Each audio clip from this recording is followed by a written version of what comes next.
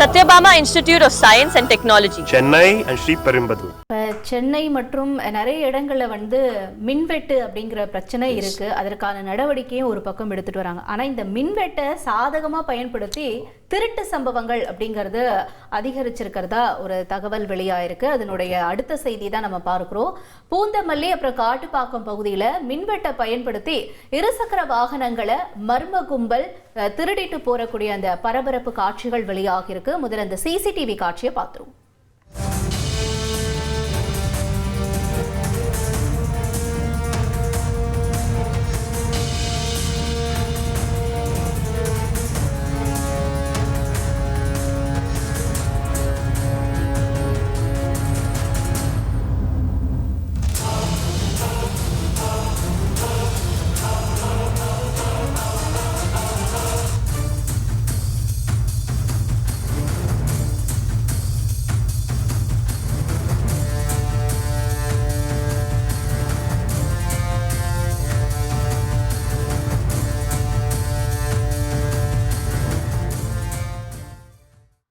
இப்ப கடந்த சில நாட்களா இரவு நேரங்கள்ல மின்வெட்டு ஏற்படுது. இந்த சமயத்துல அந்த குறிப்பிட்ட பகுதிகளில் நிறுத்தி வைக்கப்படக்கூடிய இருசக்கர வாகனங்கள் திருடப்பட்டு வரதும் வாடிக்கையாயிட்டு வருது.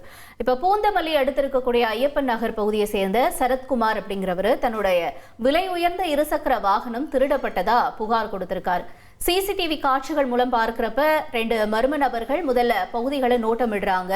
அப்புறம் கரண்ட் கட் ஆனதோ வாகனங்களை அவங்க தள்ளிட்டு போகக்கூடிய அந்த காட்சிகள் வெளியாகி இருக்கு. இதை தொடர்ந்து பூந்தமல்லி போலீசார் சிசிடிவி காட்சிகளின் அடிப்படையில் விசாரணையும் நடத்திட்டு வராங்க. இந்த மர்ம கும்பல் யார் அப்படின்னு தீவிரமாகவும் தேடிட்டு வராங்க.